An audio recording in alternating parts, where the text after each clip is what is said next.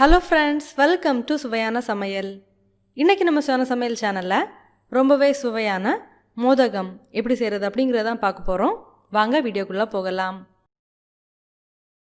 சுவையான சமையல் சேனலை நீங்க இன்னும் சப்ஸ்கிரைப் பண்ணலனா சப்ஸ்கிரைப் பட்டனை கிளிக் பண்ணி சப்ஸ்கிரைப் பண்ணிக்கோங்க. கூடவே பக்கத்துல வர பெல் ஐகானை கிளிக் பண்ணி ஆல் செலக்ட் பண்ணிக்கோங்க.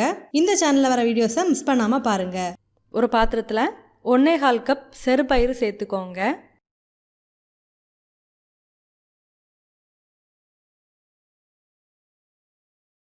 இதில் தேவையான அளவுக்கு தண்ணி சேர்த்து இது ஒரு 3-4 மணி நேரம் நல்லா ஊற விடலாம்.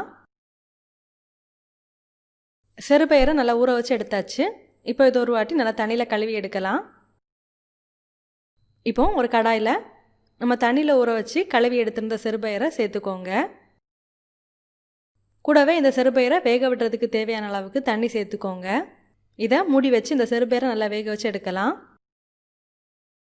பாருங்கள், இடையில இந்த மாதிரி ஒரு வாட்டி ஓப்பன் பண்ணி இதை நல்லா கலந்து விட்டு வேக வச்சு எடுத்துக்கோங்க. செறுபயிரை நல்லா குழைய விடாமல் வேக வச்சு எடுத்துக்கோங்க. செறுபயிரை நல்லாவே வேகட்டும். இப்போது நம்ம மோதகம் செய்கிறதுக்கு தேவையான வெள்ளைப்பாக ரெடி பண்ணலாம். ஒரு பாத்திரத்தில் 1.25 கப் வெல்லம் சேர்த்துக்கோங்க. நீங்கள் எந்த கப்பால் செறுபயிர் அளந்து எடுத்தீங்களோ அதே கப்பாலேயே வெல்லமும் அளந்து எடுத்துக்கோங்க. அப்போ தான் இனிப்பு கரெக்டாக இருக்கும். ஒருவேளை இனிப்பு கம்மியாக போதும் அப்படின்னு நினச்சிங்கன்னா வெல்லம் கம்மியாக சேர்த்துக்கோங்க. இது பார்த்திங்கன்னா ஒரு கரெக்டான அளவாக இருக்கும். கூடவே ஒரு 1/4 கப் தண்ணி சேர்த்து இதை நல்லா கலந்து விட்டுக்கோங்க. தண்ணி அதிகமாக சேர்க்க தேவையில்லை. இந்த வெல்லத்தை கரைய விடுறதுக்கு மட்டும் தேவையான அளவுக்கு தண்ணி சேர்த்தாலே போதும். இந்த வெல்லத்தை தண்ணியில் நல்லா கரைய விட்டு எடுத்துக்கோங்க. பாருங்கள், வெள்ளைப்பாகு நல்லாவே கொதிக்க ஆரம்பிச்சாச்சு. வெல்லமும் தண்ணியில் நல்லாவே கரைஞ்சி வந்திருக்கு. இப்போ நம்ம இதை எடுத்து தனியாக வைக்கலாம். செறுபயிரை நல்லாவே வேக வச்சு எடுத்தாச்சு. பார்த்திங்கன்னா செறுபயிரோட தோல் லைட்டாக பிரிஞ்சு நல்லாவே குக்காகி வந்திருக்கு. இந்த அளவுக்கு செறுபயிர் நல்லா பிரிஞ்சு வந்திருந்தா போதும். செறுபயிரை நல்லா குழைய விடாமல் இந்த அளவுக்கு கரெக்டாக வேக வச்சு எடுத்துக்கோங்க.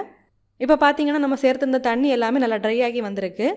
ஒருவேளை நீங்கள் வேக வச்சு எடுத்ததுக்கப்புறமா இதில் தண்ணி இருந்தது அப்படின்னா நீங்கள் தண்ணியை வடிகட்டி எடுத்துக்கோங்க. இப்போ நம்ம வேக வச்சு எடுத்துருக்கிற இந்த செறுபயிரை ஒன்றுக்கு பாதியாக இந்த மாதிரி ஒரு ஸ்பூனால் நல்லா மசிச்சு எடுத்துக்கோங்க.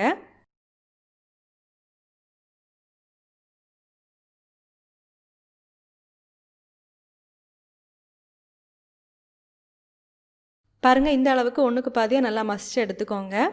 அப்போ தான் நமக்கு உருண்டை பிடிக்கிறதுக்கு கரெக்டாக இருக்கும். இப்போ இதை தனியாக எடுத்து வைக்கலாம். இப்போ ஒரு கடாய் எடுத்துக்கோங்க. கடாய் சூடானதுக்கப்புறமா 1 டேபிள் ஸ்பூன் நெய் சேர்த்துக்கோங்க. இதில் 1.25 கப் தேங்காய் துருவல் சேர்த்துக்கோங்க. தேங்காய் துருவலில் ஒரு 2-3 நிமிஷத்துக்கு இந்த நெய்யிலேயே நல்லா வறுத்து விட்டுக்கோங்க. தேங்காய் துருவலை நல்லா வறுத்து விட்டதுக்கப்புறமா நம்ம எடுத்து வச்சுருந்த வெள்ளைப்பாகை வடிகட்டி சேர்த்துக்கோங்க. சேர்த்துட்டு நல்லா கலந்து விட்டுக்கோங்க. ஒரு 1/4 டீஸ்பூன் ஏலக்காய் தூள் சேர்த்துக்கோங்க வாசனைக்காக. சேர்த்துட்டு நல்லா கலந்து விடுங்க. அடுத்ததாக நம்ம வேக வச்சு மசிச்சு எடுத்து வச்சுருந்த செறுபயிரையும் இதில் சேர்த்துக்கோங்க. சேர்த்துட்டு நல்லா கலந்து விடுங்க. இதில் நம்ம சேர்த்துருக்கிற வெள்ளைப்பாகு செறுபயிர் எல்லாமே சேர்ந்து நல்லா கெட்டியாகி உருண்டை பிடிக்கிற பதத்துக்கு வரணும். அந்த அளவுக்கு இதை நல்லாவே கலந்து எடுத்துக்கோங்க. இப்போ பாருங்கள், வெள்ளைப்பாகு எல்லாமே சேர்ந்து நல்லா கெட்டியாகி வந்தாச்சு. இது பார்த்திங்கன்னா நல்லா உருண்டை பிடிக்கிற பதத்தில் இருக்குது. இப்போ நம்ம ஸ்டவ் ஆஃப் பண்ணிடலாம். இதை நல்லாவே சூடார வச்சு எடுக்கலாம். இப்போது நம்ம மோதகம் செய்கிறதுக்கு தேவையான மாவை ரெடி பண்ணலாம். ஒரு பாத்திரத்தில் 1.25 கப் மைதா மாவு சேர்த்துக்கோங்க. கூடவே ஒரு 3 டேபிள் ஸ்பூன் அரிசி மாவு சேர்த்துக்கோங்க. அரிசி மாவை நல்லா சலிச்சிட்டு சேர்த்துக்கோங்க. தேவையான அளவுக்கு உப்பு சேர்த்துக்கோங்க. சேர்த்துட்டு ஒரு வாட்டி நல்லா கலந்து விட்டுக்கோங்க. இப்போ இதில் கொஞ்சம் கொஞ்சமாக தண்ணி சேர்த்து நல்லா கட்டி இல்லாமல் மாவை கலந்து எடுத்துக்கோங்க. பாருங்கள், மாவை இந்த அளவுக்கு கொஞ்சம் கெட்டியாக கலந்து எடுத்துக்கோங்க. அப்போ தான் பூரணத்தில் மாவு நல்லாவே கோட்டாகி வரும். பூரணம் நல்லா சூடாறினதுக்கு அப்புறமா இந்த மாதிரி எடுத்து கொஞ்சம் பெரிய உருண்டைகளாக பிடிச்சு எடுத்துக்கோங்க.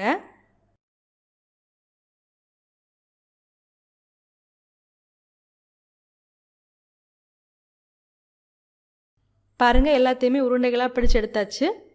இந்த அளவுகளில் செய்யும்போது உங்களுக்கு 20 மோதகம் கிடைக்கும். மோதகம் செய்கிறதுக்கு தேவையான மாவும் பூரணமும் ரெடியாக இருக்குது. இப்போ நம்ம இதை எண்ணெயில் போட்டு ஃப்ரை பண்ணி எடுக்கலாம். ஒரு கடாயில் இதை ஃப்ரை பண்ணுறதுக்கு தேவையான அளவுக்கு எண்ணெய் சேர்த்து நல்லா சூடு பண்ணிக்கோங்க.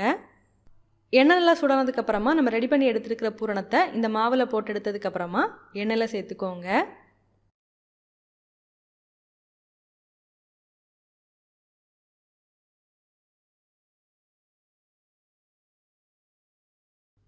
ஒரு பக்கம் நல்லா ஃப்ரை ஆனதுக்கப்புறமா இதை திருப்பி போட்டு ஃப்ரை பண்ணுங்கள். இது நல்லாவே ஃப்ரை ஆகியாச்சு. இப்போது இதை எண்ணெயிலேருந்து வடிகட்டி எடுக்கலாம். பாருங்கள், ரொம்பவே சுவையான மோதகம் ரெடி ஆகிடுச்சு. நீங்களும் இந்த மாதிரி செஞ்சு பாருங்கள். செஞ்சு பார்த்ததுக்கப்புறமா உங்கள் கமெண்ட்ஸை மறக்காமல் எங்களோட ஷேர் பண்ணுங்கள். இந்த வீடியோ உங்களுக்கு யூஸ்ஃபுல்லாக இருந்துச்சு அப்படின்னா உங்கள் நண்பர்களோட பகிர்ந்து கொள்ளுங்கள். நீங்கள் இன்னும் நம்ம சுவையான சமையல் சேனலை சப்ஸ்கிரைப் பண்ணலைன்னா மறக்காமல் சேனலை சப்ஸ்கிரைப் பண்ணிக்கோங்க. இந்த மாதிரி சுவையான ஒரு ரெசிபியோட நான் உங்களை சந்திக்கிறேன். அது வரைக்கும் சுவையாக சமைங்க, சுவையாக சாப்பிடுங்க. நன்றி.